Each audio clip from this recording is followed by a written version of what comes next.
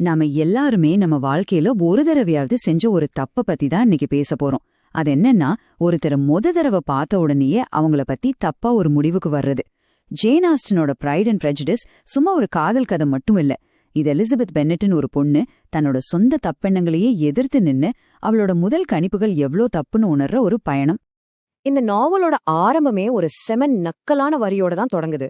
இது சும்மா ஒரு காமெடியான கருத்து மட்டும் இல்ல, இது 19ஆம் நூற்றாண்டு இங்கிலாண்டோட நிஜத்தை அப்படியே படம் பிடிச்சு காட்டுது. அந்த காலத்துல கல்யாணங்கிறது காதலை விட அது ஒரு பெரிய பிசினஸ் டீல் மாதிரி இருந்துச்சு. பொண்ணுங்களுக்கு அதுதான் வாழ்க்கையில ஒரே வழி. பென்னட் குடும்பத்துல 5 பொண்ணுங்க. ஆனா சொத்துன்னு சொல்லிக்க எதுவும் இல்ல. அவங்க குடும்ப சொத்து ஒரு ஆண் வாரிசுக்கு மட்டும்தான் போகும்னு ஒரு சட்டம். அதனால ஒரு நல்ல பணக்கார மாப்பிள்ள கிடைச்சா மட்டும்தான் அவங்களுக்கு ஒரு நல்ல வாழ்க்கை. இது ஆசை இல்ல, அத்தியாவசியம். இப்படிப்பட்ட ஒரு சூழ்நிலையில தான் ஊருக்குள்ள 2 பணக்கார ஸ்மார்ட்டான பேச்சுலர்ஸ் வராங்க. அவங்க வருகை அந்த அமைதியான கிராமத்தையே ஒரு உலுக்கு உலுக்குது. இவங்க வருகை காதலுக்கு மட்டும் இல்ல, பெருமைக்கும் தப்பெண்ணத்துக்கும் நடுவுல ஒரு பெரிய போருக்கே களம் அமைக்குது. இந்த 2 பேரும் சொல்லப்போனா நார்த் போல் சவுத் போல் மாதிரி. ஒருத்தர் திரு பிங்லி, பார்த்த உடனே எல்லார் மனசையும் கொள்ளையடிச்சிருவார், ரொம்ப நட்பானவர். இன்னொருத்தர் திரு டார்சி, அவரை விட பெரிய பணக்காரர், ஆனா மூஞ்சிய மூமுன்னு வச்சுக்கிட்டு யார்கிட்டயும் பேசாம ரொம்ப திமிரானவரா தெரிஞ்சார். அங்க நடந்த ஒரு பார்ட்டில நம்ம ஹீரோயின் புத்திசாலியான எலிசபெத் பென்னட் காபுல ஒரு விஷயம் விழுது. திரு டார்சி அவளை பத்தி சொல்ற இந்த வார்த்தைகள் தான் அது. இது அவளோட மனசை ரொம்பவே காயப்படுத்துது. அன்னிக்கு டார்சி சொன்ன அந்த ஒரே ஒரு வார்த்தை எலிசபெத் மனசுல அவனை பத்தி ஒரு தப்பான அபிப்பிராயத்தை ஆழமா பதிச்சிடுச்சு. அவனோட திமிர் இவளோட தப்பெண்ணத்துக்கு தீனி போட்டுச்சு. அவன் ஒரு கருவம் பிடிச்ச சகிக்க முடியாத ஆளுன்னு அவன் முடிவு பண்ணிட்டா. அவனை வெறுக்கிறதுல அவளுக்கு ஒரு சந்தோஷம் கூட கிடைச்சது. டார்சிய எலிசபெத் வெறுப்போட உச்சத்துல பாத்துக்கிட்டு இருக்கும்போது அவளோட சந்தேகத்தையெல்லாம் உண்மைன்னு நிரூபிக்கிற மாதிரி ஒருத்தர் வர்றாரு. அவர்தான் ஜார்ஜ் விக்கம். ரொம்ப வசீகரமான ஒரு ராணுவ அதிகாரி, பாக்கறதுக்கு ரொம்ப நேர்மையானவர் மாதிரி தெரிஞ்சார்.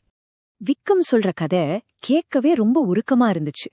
டார்சியால தான் ஏமாற்றப்பட்டதா சொன்னார்.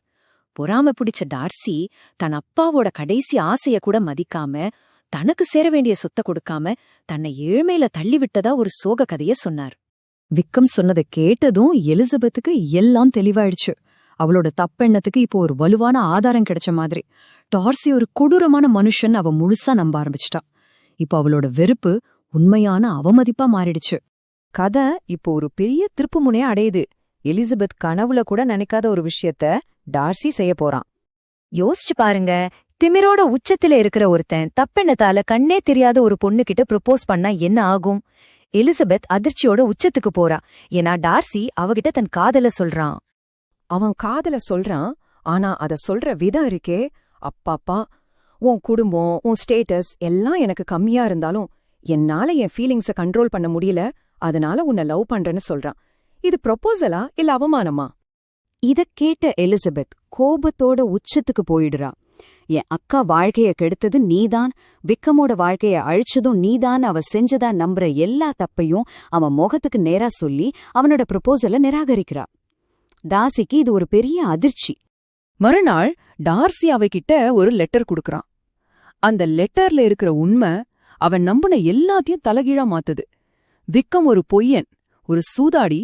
அது மட்டும் இல்லாம டார்சியோட 15 வயசு தங்கச்சிய அவ சொத்துக்காக கடத்த முயற்சி பண்ணவன்னு அந்த கடிதத்துல இருந்தது. அந்த கடிதத்தை படிச்சதுக்கு அப்புறம்தான் எலிசபெத்துக்கு உரைக்குது. அவளோட தப்பெண்ணம் அவ கண்ணை எவ்வளவு மறைச்சிருக்குன்னு அவளுக்கு புரிய வருது. இந்த நிமிஷம் வரைக்கும் நான் யாருன்னே எனக்கு தெரியலன்னு உணர்றா. அவளோட பெருமை எவ்வளவு காயப்பட்டிருக்குன்னு அவளுக்கு அப்போதான் புரியுது. சில மாசத்துக்கு அப்புறம் அவ எதிர்பாராம டார்சியோட பெரிய எஸ்டேட்டான பெம்பர்லிக்கு போறா. அங்கதான் அவ பார்த்து வெறுத்த அந்த கர்வம் பிடிச்ச டார்சிக்கு பின்னாடி இருக்கிற உண்மையான மனிதனா அவ பார்க்க ஆரம்பிக்கிறா. அங்கு வேலை செய்யறவங்க டார்சிய பத்தி சொல்றத கேட்டா ஆச்சரியமா இருக்கு. அவர் ரொம்ப நல்ல முதலாளி, ரொம்ப தாராளமானவர்னு சொல்றாங்க. எலிசபெத் நினைச்சதுக்கு இது முற்றிலும் வேற மாதிரி இருக்கு. அங்க திடீர்னு டார்சிய சந்திக்கும்போது அவளுக்கு இன்னொரு ஷாக். இப்போ அவன்கிட்ட அந்த திமிரோ கர்வமோ இல்ல, ரொம்ப அன்பா பண்பா நடந்துக்கிறான். அப்போதான் எலிசபெத் தன் தப்பெண்ணத்தெல்லாம் ஒதுக்கி வச்சுட்டு அவனை உண்மையாவே பார்க்க ஆரம்பிக்கிறா. சரியா இவங்க 2 பேருக்கும் இருந்த தப்பான புரிதல் எல்லாம் சரியாகி வரும்போது அவங்க குடும்பத்துல ஒரு பெரிய பிரச்சனை வெடிக்குது. இது எல்லாத்தையும் நாசமாக்கிரும்னு எல்லாரும் பயப்படுறாங்க. ஆனா இந்த பிரச்சனை தான் டார்சி தன்னோட உண்மையான குணத்தை நிரூபிக்க ஒரு கடைசி வாய்ப்பு கொடுக்குது. எலிசபெத்தோட சின்ன தங்கா அதே விக்கமோட ஓடி போயிடுறான். இதனால பென்னட் குடும்பத்தோட மானமே போற நிலைமை. அந்த நேரத்துல யாரும் தெரியாம உதவி செய்றான் டார்சி. அவங்கள கண்டுபிடிச்சு விக்கமோட கடனெல்லாம் அடைச்சு அவங்களுக்கு கல்யாணம் பண்ணி வச்சு மொத்த குடும்ப மானத்தையும் காப்பாத்துறான். இதையெல்லாம் அவன் யாருக்காக செய்றான்? எலிசபெத்காக மட்டும்தான். அவங்களோட இந்த பயணம் எவ்வளவு அழகா முடியுது பாருங்க. 2 பேருமே தங்களோட குறைகளை ஏத்துக்கிட்டாங்க. எலிசபெத் தன் தப்பெண்ணம் தப்புன்னு புரிஞ்சுக்கிட்டா. டார்சி தன் பெருமைய விட்டான்.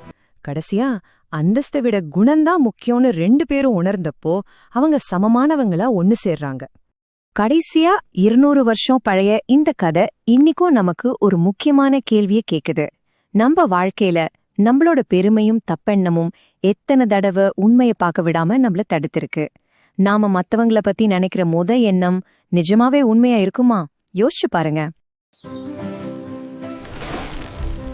சப்ஸ்கிரைப் பண்ணுங்க.